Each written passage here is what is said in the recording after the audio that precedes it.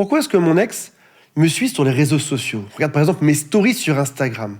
Ce qui est bizarre là-dedans, c'est que ton ex t'avait dit « On ne sera plus jamais ensemble, sors de ma vie, je ne t'aime plus, c'est fini pour toujours ». Leur décision semblait ferme, définitive. Il n'y avait plus moyen que ça se passe à nouveau. Et pour autant, cette même personne qui t'a dit « c'est fini » est aujourd'hui en train de regarder tes réseaux sociaux, soit avec son vrai compte, soit avec un sous-compte que tu connais. Et parfois, c'est juste une impression. Tu as l'impression, la sensation que l'autre t'observe. Par exemple, il peut poser des questions à tes amis proches, aller dans les mêmes lieux que toi, ou t'observer de loin. Tu as cette drôle d'impression, un peu comme dans les films d'horreur, qu'on te regarde et tu ne saurais pas vraiment dire si c'est vrai ou pas. Ton ex avait l'air sûr de lui. Aujourd'hui, ça semble être moins le cas. On va voir que c'est extrêmement bon signe dans cette vidéo du jour. Avant de démarrer, si vous le souhaitez, abonnez-vous à cette chaîne. Il y a aussi un quiz en dessous. À la fin du quiz, il y a un résultat complet sur votre situation, sur vos chances de reconquête. Je vous donne aussi 2 choses. La première, c'est une formation offerte de 20 minutes. Et chaque jour, je vous donne un PDF avec des astuces de reconquête amoureuse. C'est le lien qui est juste en dessous. La curiosité est un vilain défaut, tout le monde le sait, mais il y a quelque chose de très humain là-dedans. Parfois, quand on va acheter un magazine People, ce qu'on veut savoir, c'est la vie des gens, leur bonheur, mais surtout, on veut savoir leur peine. Peut-être qu'il y a de ça aujourd'hui chez ton ex. Il veut savoir que ça se passe mal. Parce que pour rappel, quand on quitte quelqu'un, on est assez sûr de soi. Au moment où il te l'a dit, il le pensait à 100%. Plus jamais je ne me remettrai avec toi. Et puis, ce qui est marrant, c'est que cette certitude s'est effritée dans le temps. Il a eu des doutes. Parce qu'il a vu que la vie à l'extérieur n'était pas si sympa que ça. Que c'était probablement un peu plus chouette avec toi. Et aujourd'hui, il veut savoir ce que tu deviens, il veut aussi comparer vos 2 vies, qui réussit le mieux, qui s'est remis en couple, qui s'en sort le mieux là-dedans, qui est passé à autre chose. Par exemple, si c'est lui qui est parti, peut-être savoir si tu t'es recasé ou pas, ou si la porte reste ouverte pour lui chez toi. Leur plus grosse peur aujourd'hui, c'est d'avoir fait une grosse erreur. Ils ne sont plus sûrs d'eux du tout. Et ce plus jamais ensemble se transforme à tiens, c'était pas si mal que ça avec mon ex. Grâce au silence radio, tu as réussi à couper net toutes les infos. Ils n'ont pas eu d'accès direct à toi là-dedans. Et ça devient insupportable à vivre pour eux, de ne pas savoir ce que tu deviens. Vous avez quand même passé un bout de temps ensemble. Vous avez eu de l'intimité, vous avez fait des projets, peut-être même des voyages. Et tout ça, ça leur revient en tête, comme de bons souvenirs.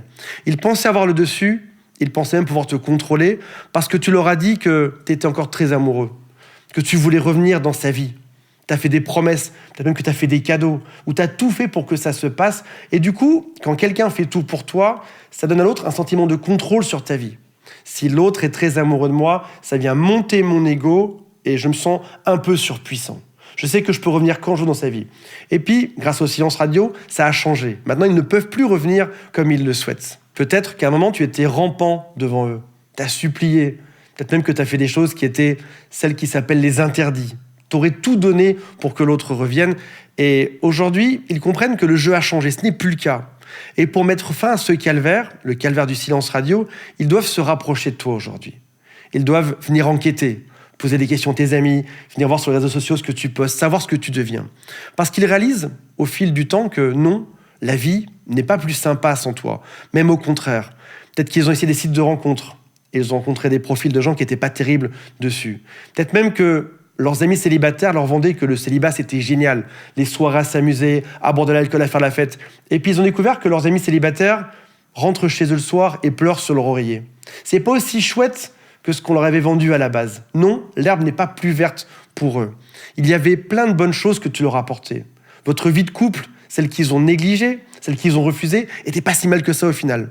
Et leur cerveau commence à sublimer ta présence et tout ce que tu avais de positif. Toutes tes qualités deviennent gigantesques. Quand ils sont partis, ils étaient là, et toi, ça t'a mis en bas. Peut-être même que quand tu as supplié, ça les a encore plus montés dans leur ego. Et puis avec le temps, ça a changé. Le silence radio a fait que c'est revenu à l'équilibre.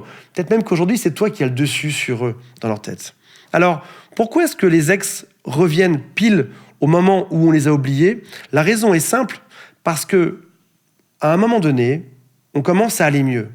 On commence à refaire sa vie, à ressortir, à trouver de nouveaux amis, à prendre soin de son corps, à faire du sport, à manger équilibré. Et puis, on retrouve un équilibre de vie sans eux. On dit qu'on est la moitié de l'autre. C'est ce qu'on dit lorsqu'on est à un mariage. Voici, je vous présente ma moitié. Comme si on était la moitié d'une espèce de même sphère. Et après leur départ, tu as probablement senti une forme de vide. Tu te sentais seul là-dedans. Et avec le temps, tu es devenu non pas une moitié de quelque chose, mais tu es devenu un tout, tu es devenu plus solide.